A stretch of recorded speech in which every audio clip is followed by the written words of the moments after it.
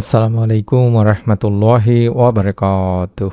1 minute মাদ্রাসা YouTube চ্যানেলে সম্মানিত দিনী ভাই বোনেরা, আশা করি আল্লাহ তাআলার অশেষ রহমতে আপনারা ভালো আছেন, সুস্থ আছেন। আলহামদুলিল্লাহ। আজ হচ্ছে পবিত্র জুমার দিন। আজ আসরের পরে 7 বার এই ছোট্ট দোয়াটি পাঠ করলে আল্লাহর আরশ পর্যন্ত কেঁপে ওঠে। আপনার দোয়ার সাথে সাথে কবুল হয়ে যাবে ইনশাআল্লাহ। আশা করছি মনের মধ্যে শতভাগ বিশ্বাস নিয়ে নিয়ত করে আমলটি করলে রব্বুল আলামিন আপনাকে নিরাশ করবেন না। তাই অনুরোধ করছি ভিডিওটি মনোযোগ দিয়ে সম্পূর্ণ দেখার। ইসলামে জুমাবার একটি মর্যাদাপূর্ণ দিন। এই প্রসঙ্গে রাসূল সাল্লাল্লাহু আলাইহি ওয়াসাল্লাম বলেন, দিবস সমূহের মধ্যে জুমার দিন শ্রেষ্ঠ এবং তা আল্লাহর কাছে অধিক সম্মানিত। ইবনে মাজার একটি হাদিস। হাদিসে আরও বর্ণিত হয়েছে, সূর্য উদিত হওয়ার দিনগুলোর মধ্যে জুমার দিন সর্বোত্তম।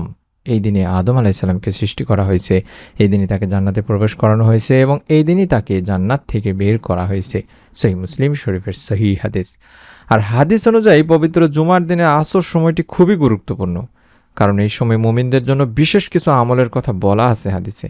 আমলগুলোর মধ্যে রয়েছে দোয়া, জিকির, ইস্তেগফার ইত্যাদি। এছাড়াও আরেকটি আমলের কথা বর্ণিত হয়েছে, সেটি হলো বিশেষ নিয়মে দরুদ পাঠের কথা। অর্থাৎ পবিত্র জুমাবারে বেশি বেশি করে দরুদ শরীফ পাঠপূর্বক আমাদেরকে আমল করতে হবে। আর জুমাবারে যে দোয়া কবুল হয় এর দলিল রয়েছে দিনী ভাই বোনেরা। অর্থাৎ জুমাবারে একটি সময় দোয়া কবুলের কথা হাদিস শরীফে বলা হয়েছে। আবু হুরায়রা রাদিয়াল্লাহু তাআলা আনহু থেকে হাদিসটিতে বর্ণনা করা হয়েছে, আল্লাহ রাসূল সাল্লাল্লাহু আলাইহি সাল্লাম বলেছেন, জুমার দিনে এমন একটি সময় আছে, সেই সময়টায় যদি কোনো মুসলিম নামাজ আদায়রত অবস্থায় থাকে এবং আল্লাহর কাছে কিছু চায়, আল্লাহ অবশ্যই তার সে চাহিদা বা দোয়া কবুল করবেন।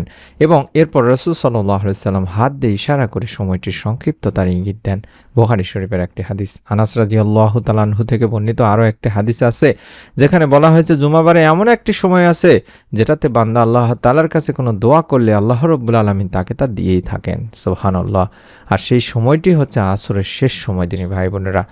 জাবির ইবনে আব্দুল্লাহ রাদিয়াল্লাহু তাআলা আনহু থেকে বর্ণিত হাদিসটিতে আল্লাহ রাসূল সাল্লাল্লাহু আলাইহি সাল্লাম বলেন, জুমার দিনের 12 ঘন্টার মধ্যে এমন একটি মুহূর্ত রয়েছে, যদি কোনো মুসলিম এই সময় আল্লাহ তাআলার কাছে কিছু প্রার্থনা করে, তাহলে মহান ও সর্বশক্তিমান আল্লাহ তাকে তা দান করেন।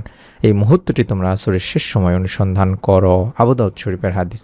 আমাদের জেনে রাখা জরুরি যে আসরের শেষ সময় বলতে সূর্য ডোবার আগ মুহূর্তকে বোঝানো হয়। আব্দুল্লাহ ইবনে সালাম রাদিয়াল্লাহু তাআলা আনহু বর্ণনা করেন, শুক্রবারে বা জুমাবারে আসরের পর থেকে সূর্যাস্ত পর্যন্ত দোয়া কবুল হয়। বিখ্যাত সিরাত গ্রন্থে এটি বর্ণিত হয়েছে যে জুমার দিন আসরের নামাজ আদায়ের পর দোয়া কবুল হয়। ইমাম আহমদ রহমতুল্লাহি আলাইও আসরের পর বিশেষভাবে দোয়া কবুলের কথা বলেছেন তিনি ভাই বোনেরা। বিখ্যাত হাদিসের গ্রন্থ তিরমিজি শরীফের 2য় খণ্ডের 360 নম্বর পৃষ্ঠায় তার সবিশেষ কথাটির উল্লেখ রয়েছে। আমি প্রথমে যেটা বললাম, আপনি পবিত্র জুমার দিন যত আমলি করুন না কেন, যত নিয়ম কানুনই মানেন না কেন, আপনাকে বেশি বেশি করে আগে দরুদ পড়ে নিতে হবে। অর্থাৎ আল্লাহ রাসূল সাল্লাল্লাহু আলাইহি সাল্লাম ইরশাদ করেছেন, তোমরা জুমার দিনে আমার উপর বেশি বেশি দরুদ পাঠ করো, কেননা তোমাদের পাঠকৃত দরুদ আমার সামনে পেশ করা হয়। আবু দাউদ শরীফের একটি হাদিস। হাদিসে কুসিত এসেছে, তোমরা জুমার দিনে বেশি বেশি দরুদ পড়ো, কারণ জিবরাইল আলাইহিস সালাম এইমাত্র আল্লাহ তাআলার বাণী নিয়ে হাজির হলেন।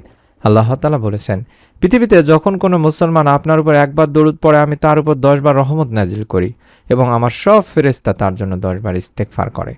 আবু উমামা রাদিয়াল্লাহু তাআলা আনহু থেকে বর্ণিত আছে, আল্লাহ রাসূল সাল্লাল্লাহু আলাইহি সাল্লাম বলেন, আমার উপর জুমার দিন বেশি বেশি দরুদ পাঠ করো, কারণ আমার উম্মতের দরুদ পবিত্র জুমার দিন আমার কাছে পৌঁছানো হয়। আর যেই ব্যক্তি আমার উপর সবচেয়ে বেশি দরুদ পাঠাবে, সেই ব্যক্তি কিয়ামতের দিন সবচেয়ে আমার নিকটতম হবে। সুবহানাল্লাহ, সুবহানাল্লাহ। আমাদের তাই জুমার দিনে অন্যান্য যত আমলই করি না কেন দিনী ভাই বোনেরা, বেশি বেশি করে দরুদ পাঠ করতে হবে। অন্যদিকে দরুদ পাঠের গুরুত্ব ফজিলত রয়েছে। মহান আল্লাহ নিজেই প্রিয় নবী সাল্লাল্লাহু আলাইহি সাল্লামের উপর দরুদ অবতীর্ণ করেন এবং ফেরেশতারাও নবী সাল্লাল্লাহু আলাইহি সাল্লামের প্রতি দরুদ ও বরকত কামনা করেন। হে মুমিন, তোমরাও তার উপর দরুদ পাঠ করো এবং সালাম প্রেরণ করো। সূরা আহজাবে আল্লাহ তাআলা নিজেই বলছেন। তাই আমরা আসর থেকে শুরু করে মাগরিবের আগ পর্যন্ত বা সূর্য ডোবার আগ পর্যন্ত এই ছোট্ট দরুদটি বেশি বেশি করে পড়ব। আল্লাহুম্মা সাল্লি আলা মুহাম্মাদিন ওয়া আলা আলি মুহাম্মাদ, আল্লাহুম্মা সাল্লি আলা মুহাম্মাদিন ওয়া আলা আলি মুহাম্মাদ, আল্লাহুম্মা সাল্লি আলা মুহাম্মাদিন ওয়া আলা আলি মুহাম্মাদ। এই দরুদটি কম করে হলো 11 বার পাঠ করব।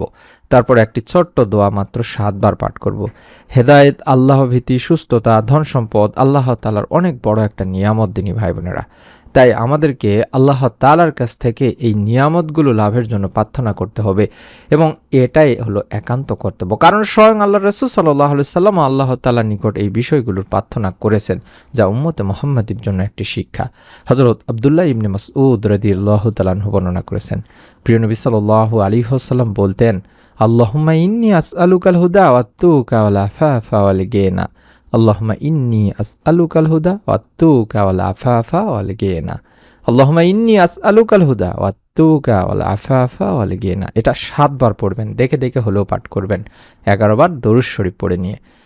আমি আশা করছি আপনারা এই দোয়াটি সংগ্রহ করে নিয়েছেন বা এই দোয়াটি আপনারা ছবি উঠায় নিচ্ছেন বা স্ক্রিনশট নিচ্ছেন।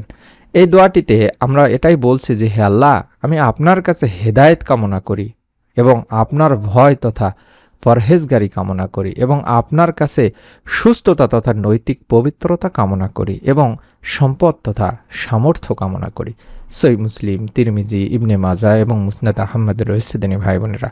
তাই আমরা এই দোয়াটির মাধ্যমে আমি আবারও দেখাচ্ছি, আমরা যদি আল্লাহ তাআলার কাছে হেদায়েত চাই, রব্বুল আলামিন ইনশাআল্লাহ পবিত্র জুমার দিনের উসিলায় আমাদেরও দোয়া ইনশাআল্লাহ কবুল করবেন, আমাদের মনে নিয়ে আশা পূরণ করবেন। একটা নিয়ত করে আমলটি করুন। প্রত্যেকে ভিডিওটিতে অন্তত আমিন বা আলহামদুলিল্লাহ লিখে নিয়ত করে আমল করুন দিনী ভাই বোনেরা। প্রতিটি কাজ নিয়তের উপরে নির্ভর করে থাকে এবং আপনার নিকট আত্মীয় স্বজন, কাছের মানুষজন যারা আছে তাদের সকলের কাছে ভিডিওটি শেয়ার করে দিন। পরবর্তী এরকম নতুন আমলের ভিডিওগুলো আমরা যখনই ইউটিউবে দেব তখনই যেন পেয়ে যান। তার জন্য চ্যানেলটি সাবস্ক্রাইব করে বেল বাটনটি অন করে রেখে দিন। সকলে ভালো থাকুন, সুস্থ থাকুন। মহান রব আল্লাহ তাআলা যেন আপনাদের সকলকে এই আমলের ওসিলায় যার যার মনের নেক ও ভালো আশাগুলো পূরণের সুসংবাদ দেন। আমিন। আসসালামু আলাইকুম ওয়া রাহমাতুল্লাহ।